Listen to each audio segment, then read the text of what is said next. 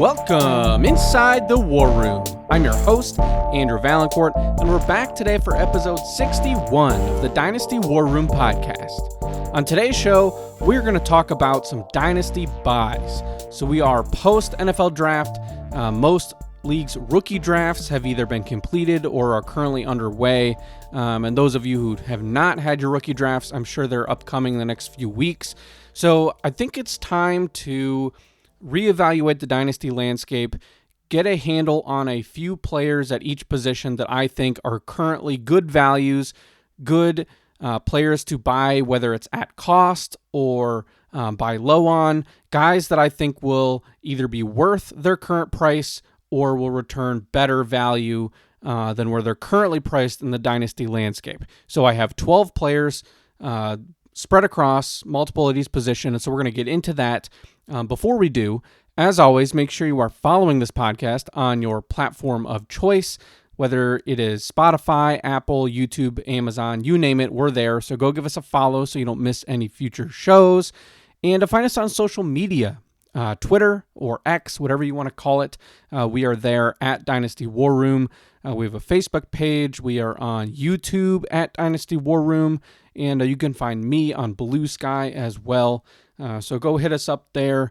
And with all that being said, I think it's time to move on into today's show. But before we do, I want to tell you about a new partnership that we have with a new fantasy football best ball app. It's called Fast Draft. It's a super quick and fun way to draft, and it can take the grind out of fantasy football. Fast Draft is giving away over $250,000 in prizes this year with an all-rookie tournament, all flex tournaments, and even all defense tournaments. So no matter what you're into, there's something there for you. The drafts are 20 seconds per pick. They wrap up in just 5 minutes, so you can keep your day moving along. Sign up with the code WARROOM. That's WARROOM. Code WARROOM, and Fast Draft will double your first deposit up to $50. That's right. Just use code WARROOM to double your first deposit and rip a fantasy draft while waiting in line to pick up your kid or on your lunch break or wherever your day takes you. So if you deposit $10, Fast Draft will match that $10, give you $20. If you put in $50, all of a sudden you're going to have an extra $50 and $100 total to play with. And right now, I just want to let everyone know that Fast Draft is available in about 35 states and is working on adding more to that list. And unfortunately, I know I have a lot of Michigan listeners out there. Unfortunately, Fast Draft is not yet available for paid contests in Michigan. However, I hope you keep this in mind because on your next trip out of state, whether it's a short drive to Ohio or anywhere else in the U.S., pretty good chance that Fast Draft will be available in that state, where then you will be able to deposit your funds and join a paid contest and get that deposit match from Fast Draft. So remember my code WARROOM, and I hope you are able to take advantage of that if you are not currently in Michigan. And if you are, again, I hope you remember that for the next time you're out of state. However, in the meantime, even if you are in Michigan, you can still take advantage of Fast Draft's free contests. They have a great mock draft feature, and you can get access to all of this still by using code WARROOM when you first join the site. So big shout out to Fast Draft for the partnership. We look forward to working with them, and we hope you guys go and check that out. All right, so moving on into today's show. Starting with the quarterback position, Dynasty buys. So the first player that I want to talk about, and I've tried to go about this in a way that touches on every part of the market in terms of whether you have a little bit more that you can trade, you're looking for a more expensive asset, or if you're trying to do some bargain shopping, acquire somebody on the lower end of the spectrum. So I have a nice little variety here across each position. And at quarterback, I have two names. So first, my more expensive buy option right now is Drake May. On Keep Trade Cut, he is listed as the quarterback 10, which I think is fair, but also still gives you some nice cushion. I think that he could certainly jump higher than that at this time next year in startups. The team did add Stephon Diggs. They added Kyle Williams in the draft, Travion Henderson. They beefed up the O-line, of course, taking Will Campbell in the top 5. So a lot of focus on the offense after the New England spent a lot of resources on the defense and free agency. So I liked what they're doing. Kyle Williams should be a nice addition. Travion Henderson, not only as a runner, but is also a very good pass protector. And that veteran presence with Diggs, I think, is really going to be helpful for Drake May. And as long as that O-line can keep him upright, you should have a pretty high floor with Drake May. He had 420 rushing yards in just 13 games last year. So if he can stay healthy for the entire season, I think you are certainly looking at 500-plus rushing yards as a nice baseline, which really, really helps out fantasy quarterbacks. We've talked about that at length over the course of this podcast. That rushing floor with QBs is such a huge boost to their value, and Drake May does seem to have that ability. So I'm excited about the potential. New coaching staff, they seem like they might not be as in over their heads as the prior coaching staff was. Mike Vrabel, of course, very experienced coach, and there's no Arthur Smith there either to slow down that offense like he did in Tennessee. So Drake May, the first quarterback on my buy list. Next up is Dallas Cowboys quarterback Dak Prescott. He is currently listed as the quarterback 22 on Keep Trade Cut, and I think that's just too low. He's listed below Bryce Young, Jared Goff. He's in the same range as Tua, Jackson Dart, and Dallas, while the draft wasn't particularly inspiring for them, they did add O-line help in the first round. They did trade for George Pickens over this past week. And so this offense is going to have to rely on the passing game. And I think that between CeeDee Lamb, George Pickens, that's going to be enough. Jalen Tolbert is a solid third option there. And then, the running game is going to be a bit of a piece of work. But Javonte Williams will have a big opportunity there. And Miles Sanders there to back up Jaden Blue coming in as a pass catcher. So there is some potential. It's a very good division. I think Dallas is going to have to do a lot of passing to stay in games because I'm just not, sure that their defense is going to be elite. So, and we like that from a fantasy perspective. We want teams where the defenses are not going to be able to shut teams down. We want those high-scoring affairs. Look at Cincinnati last year. So Dak Prescott, I think, is in line for a bounce-back year, presuming his health remains intact.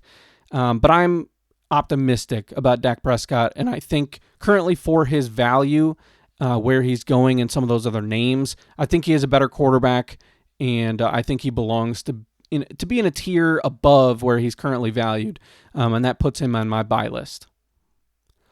Moving on to the running backs. I have 4 names here that I want to talk about, and we'll start with the most valuable and go down to the least valuable. And I want to start with Kenneth Walker, running back for the Seattle Seahawks. He's coming in right now on Keep Trade Cut as running back 14, and I think that at cost, that is a good value. I don't know that I would be spending more than RB14 capital to acquire him, but he's listed between James Cook and Chase Brown, which I think is a fair grouping. Kyron Williams is above him as well, but it's kind of a solid little tier, and I think that's where he belongs. But between the age, he's still a very young player, but the offense is changing in Seattle. It's going to be shifting a little bit more focused on the run.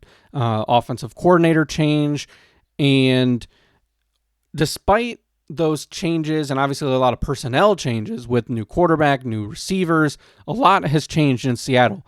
But Kenneth Walker was very good when healthy last year. He showed really good improvement as a pass catcher. He had 46 receptions in just 11 games, and he really was the dominant, clear number 1 back when he was fully healthy. When he was out, Zach Charbonnet did take over and had some really nice weeks, which we all notice.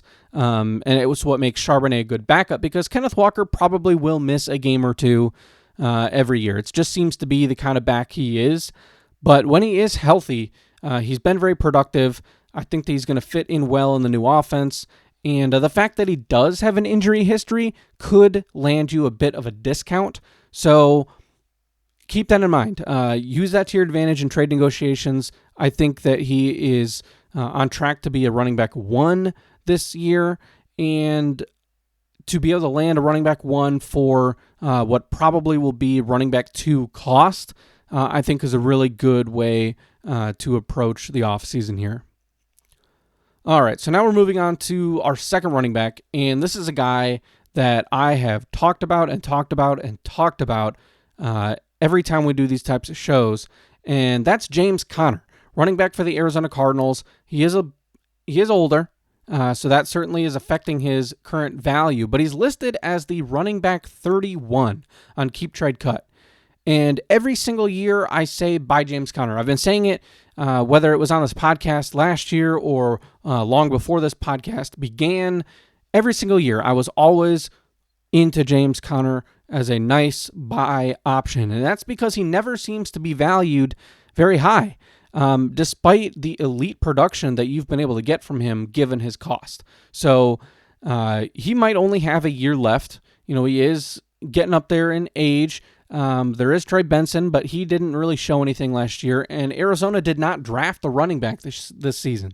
So despite the good draft, they're riding with James Conner and then Trey Benson behind him.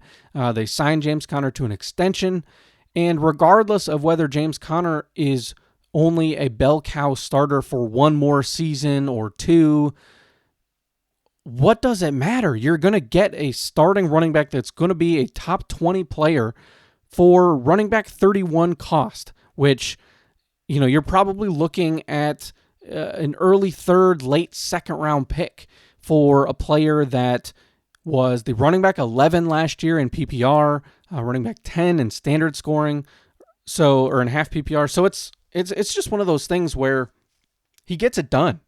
And if Arizona's offense can just take any level of a step forward, which, again, I think year to year we hope and we assume that'll happen, and sometimes it doesn't really get there. But James Conner has been a constant, regardless of how strong the offense has been. He's been a very productive player for fantasy. He can catch passes. He's a goal line guy. And buying these veteran running backs as a contending team is a really good way to keep your team competitive when you have built a roster around your quarterbacks and your wide receivers. Because running backs, they're just so volatile that sometimes it's tough to get a young back and then just keep them around without any hiccups or injuries or suddenly losing a job. We see that all the time. And so a guy like James Conner is a great person to go out and acquire on the cheap and throw him right into your starting lineup as your RB2. And I think that makes him a really good buy candidate at RB31 cost. Next up, we have 2 running backs that are a bit more in the dumpster dive category, but I think they're both going to significantly outproduce their current evaluation. So Javonte Williams is listed as the RB45 on Keep Trade Cut. He is currently penciled in as the starting running back for the Dallas Cowboys. Like we talked about a few minutes ago, Miles Sanders is there, but other than that, Jaden Blue comes in as a rookie. He's really more of a speed pass catcher guy. Javonte Williams should be the number 1 guy in the backfield. Whether it's a bell cow or a committee, it's probably going to be more of a committee. But this is something where Javonte Williams comes in with a pretty high prospect pedigree. He was, a big-time Dynasty prospect when he came in from North Carolina. Never quite got it done in Denver. Of course, injuries significantly contributed to that, and probably will ultimately be what kind of derails his career. But he's going to get one more shot. And for running back 45 cost, where you're talking, a mid to late 3rd round pick, in a lot of leagues, I think that's what he would probably go for, depending on your specific league and just how running backs tend to become more expensive the closer we get to the season. Could you end up tossing something at the 2-3 turn for him? I could see it. But it's an opportunity for you where he could absolutely outperform that type of draft pick. He's somebody that you can probably get in a throw-in in a trade if you're working on some sort of bigger deal. And he's just one of those cheap, low-risk options that, if he hits, could really, really help your fantasy team in the fall. Next up is running back Jordan Mason. He was traded to the Minnesota Vikings this offseason, and he comes in at running back number 47, so 2 spots below Javonte Williams. I think that Jordan Mason has a really good shot to kind of fully take over the Minnesota backfield. I'm really surprised he's this low because I think I would have him above Javonte Williams. I'd probably have him significantly higher, actually, probably double-digit ranks above where he is right now, simply because while I like Aaron Jones, I think that he is still a solid player. I do get the feeling that Minnesota is going to be shifting this to Mason. He's going to be the early down grinder. He's going to be the goal line back. And then Aaron Jones is going to be more of a pass catcher, third down specialist, limited reps to keep him healthy because he is another guy that's, getting into his 30s. So the Vikings gave up draft capital to acquire Jordan Mason. He was a really effective player in San Francisco, and he can be a third down back on his own right. But I think it's a really nice pairing with Aaron Jones in Minnesota on what should be a very good offense, maybe even better than last year, but at least something similar. They, restacked their offensive line, J.J. McCarthy coming in at QB, so a lot will depend on him, but Jordan Mason, somebody that I like, especially for how little he is currently being valued. All right, so let's move to the wide receivers, and I have 4 names here, again, spread out among the different segments of the market, and at the top of my buy list is going to be Rashee Rice, wide receiver number 18 overall on Keep Trade Cut from the Kansas City Chiefs, and Rice is somebody that I think I'm getting a bit sucked in by the 3-game sample he had to start last season. He was on pace to be a top 10, even a top 5 overall wide receiver, was the clear number 1 option in Kansas City. Travis Kelce is losing a step. We saw that kind of throughout last season, and we don't know how much longer he will be around before he decides to hang it up and go enjoy life with Taylor Swift. So I'm not that worried about Rashee Rice in terms of injury. I think he is on track to be ready to go for the season. And I really do not think he's going to be suspended in 2025 for his off-the-field issues that happened prior to last season. He's in some legal trouble. So, of course, something could happen down the line. But the way that I have interpreted what's going on and the way that I see things progressing in his cases are the civil issue might be handled first. Criminal's not going to be for a little while. And I just don't think the NFL is going to suspend him in the middle of the year when things happen. I think it will be in the off season. So if it does happen, he might do a few games in 2026. But if right now, I think that there are managers that could still be worried about the legal issues and worried that it might affect his 2025. So I think that can help you get a little bit of a discount. It's not going to be as steep of a discount as it was last year, where you could have gotten him for dirt cheap. And obviously, he ended up not getting suspended and only missed most of the season because of injury.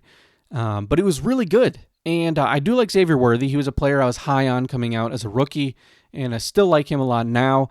But I think this offense is going to be shifting from a tight end focused offense in Kelce to the dual wide receivers with Rice and Worthy. And I do think that Rice is going to be the wide receiver 1, and he'll be valued above wide receiver 18 once we get into the season. Next up is Chris Olave, wide receiver for the New Orleans Saints. Currently on Keep Trade Cut is the wide receiver 26, and I think that's just too low. I understand that the quarterback situation is going to be a problem. Derek Carr is retiring. It's Tyler Shuck that will likely be the starter. And then there's, still Spencer Rattler and whatnot. But Chris Olave is a very consistent target. He had over 1,000 yards receiving in each of his first 2 seasons until he got hurt last year. He's currently being valued below Jordan Addison, Zay Flowers, DK Metcalf. And I think he should be above all 3. it's something where, is 2025 going to be the best year ever for him? Probably not. It's going to be another year where I think he'll probably hit 1,000 yards, 5 touchdowns. He'll be a solid wide receiver 2. But I do think his future is still very bright. I do think that once he can get someone capable to throw him the ball, and for all we know, Tyler Shuck could be better than expected. He is an older rookie. He's going to come in a lot more experience in college than your average rookie that's coming in. A lot more, maturity level, given that he's 25, 26 years old. So there is the possibility that things could be great. I'm not expecting that. I don't think anyone really is expecting Tyler Shuck to be the next big thing, but Derek Carr was also mediocre at best. Last year, Spencer Rattler struggled too. So if he can just get over the injury issues, I know concussions have been a big problem for him. And of course, that is probably the reason that his value is a bit lower, is because people are worried about the concussions and the injury risk that can follow. But presuming health, I do still like him as a very solid wide receiver 2 option. And he's still so young. Former first-round pick. I'm high on Chris Olave, and I think that he's someone that you can acquire for a pretty reasonable cost right now. Whether it's 2 seconds or a late first, something along those lines. I've seen those types of trades get done in some of my leagues, and I think that would be worthwhile, regardless of whether your status as a rebuilder or a contender. Unless you're just kicking off a rebuild, maybe that's not the move you want to make. But if you are trying to turn yourself around and you're in year 2 or 3 of a rebuild and you're getting ready to push again, or you're a contender that is just looking for some depth as your wide receiver 2, 3, 4 in fantasy, I think he's a really good option. Next up is another veteran, and that's going to be Calvin Ridley, wide receiver 56 on Keep Trade Cut for the Tennessee Titans. And he gets a nice quarterback boost this year with Cam Ward, the number 1 overall pick. Tennessee didn't really add a lot of real wide receiver competition for him. They took a couple guys in the draft, 4th, 5th round guys, and then they got Xavier Restrepo as a UDFA. But I'm not worried about Elike Omanor taking over top targets from Calvin Ridley or anyone else on that roster. Calvin Ridley is the clear-cut number 1 receiver. He's got, 2 decent but not special running backs in Tony Pollard and Tajay Spears. So I like how the offense is going to shape up for Calvin Ridley. It's going to be, he's the go-to guy. Cam Ward is an improviser. He likes to make plays happen down the field. Ridley is a good separator. He's going to be able to get open. And I think it's a pretty good pairing for these two. And the cost at wide receiver 56 is extremely low. And I know a lot of that is going to be driven by age, given that he is another guy that is, entering into his 30s. But productive player, still had a solid wide receiver, 2-3 season last year, despite the pretty awful quarterback play. And he was someone that you could, have as a flex last season. And I think that you will be able to have him be that again, if not better, in 2025 with what should be an improvement at quarterback. So, he was wide receiver 28 last year, which I think he absolutely can improve on. I think he's going to be right around that, early 20s, maybe 22, 23 overall at the position, which would be pretty good. That's a low end wide receiver 2, which is an awesome player to have in Dynasty. My final wide receiver that I want to mention is Dontavian Wicks, wide receiver for the Green Bay Packers. He's wide receiver number 76 on Keep Trade Cut. And this was a player that got a lot of buzz, a lot of steam last offseason as, one of those big time buys, a breakout candidate, that sort of thing. I think this is more of a post-hype breakout opportunity for Dontavian Wicks. I liked him last year. I don't know if I loved him at the price that he was going, but I'm a lot more interested now where he's fully fallen back down to earth. His value is right in the same range as Wan'Dale Robinson, Roman Wilson, Troy Franklin. So a lot of guys that probably just aren't going to do a lot. And with Dontavian Wicks, the issue for him has not been competition. It's not been being able to separate. I mean, Dontavian Wicks is an elite separator. He gets open all the time. Dontavian Wicks, his big problem is that he can't catch the ball. He has bricks for hands. He drops a lot of passes. If you watched any Green Bay games, you probably would pick up on that within a few targets that go his way. And it's infuriating because he gets open all the time. He's all over the field. He can do things deep. He can do short distance. Those mid-range routes over the middle. He's a good target for Jordan Love, who really needs a guy like him, but he's got to be able to catch the ball and hold on more. So it's one of those things where the flaw is very obvious with Wicks, but if he can correct it in any sort of way, even if it's marginally, he could end up being, he could even be the number one receiver on this team, but certainly a starter, a number two wideout, somebody that you can flex in your lineup.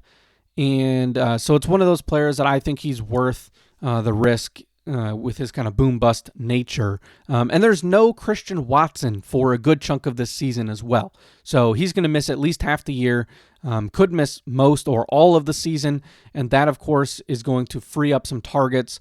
I know they just drafted Matthew Golden, but I still think it's a crowded receiver room, and there's going to be plenty of opportunities for everybody to go around, and it's just going to be one of those situations where someone is going to have to step up and break out. And could it be Wicks? Yes. And so because of that, now that his cost is way, way down from what it was last year, I am much more in on this situation. If you have him on your team, I would hold on. I don't think he should be dropped, and I wouldn't sell him low. But if you're someone that has a late third-round pick, or you want to just package a fourth-round pick or two together, that sort of thing, he's going to be cheap, and I think he does present some upside given his separation ability.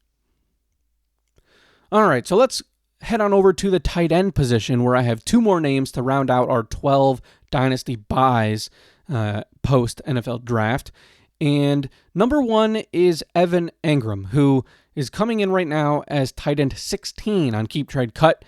He's a player that I have liked a lot in the past. I've probably mentioned him on buy episodes in the past, or as a player that I thought was a good trade target and whatnot.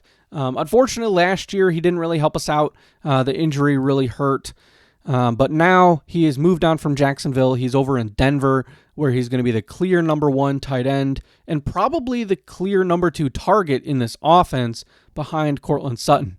So given that, and you have a promising young quarterback in Bo Nix, just drafted R.J. Harvey. It's a good offensive line. It's a really nice offensive system there. And Evan Engram is probably going to get to play that joker role in Sean Payton's offense that we've heard a lot about earlier on in the spring when that signing happened. And I think he's at a good value because at cost, at tight end 16, that's right in between Mason Taylor, who's a rookie that went to the Jets, and then Travis Kelce, who is up there in age, took a step back, may or may not retire at any moment. Although it wouldn't shock me if we get 2 more years out of Travis Kelce, but this could be the final year. And Evan Engram signed a new deal there in Denver. He's going to be there a few years, and I think he's got a bit more of a runway. And at tight end 16 cost, I just think that's a really good value for somebody that has a great shot to be a top 10 tight end this year, potentially even top 5, top 6, something like that. I mean, it's certainly in the realm of possibilities with Evan Engram. And so he's a great pass catcher, and I like the fit out there in Denver. My final buy candidate is also going to have something to do with Evan Engram, and that is the guy that took over for him in Jacksonville. It's Brenton Strange, tight end 21. He is the new top dog in Jacksonville at the tight end spot. And it should be a much improved offense. The Jaguars obviously made a huge splash in the draft, getting Travis Hunter, Baishal Tutin at running back. on day 3, and that'll take some of the pressure off of Strange to be, the number 2 offense or option in the offense. I think he's more of the solid number 3 guy behind those 2 receivers in Travis Hunter and then, of course, Brian Thomas. So the potential is certainly there. He had some opportunity. He showed a lot of flashes as a starter. He's only 24 years old, and so he was a former second-round pick. And again, at tight end 21, we're talking guys that are a little bit lower down the list. You're not going to have to give up a ton to go get him. Probably a late second, early third, something along those lines.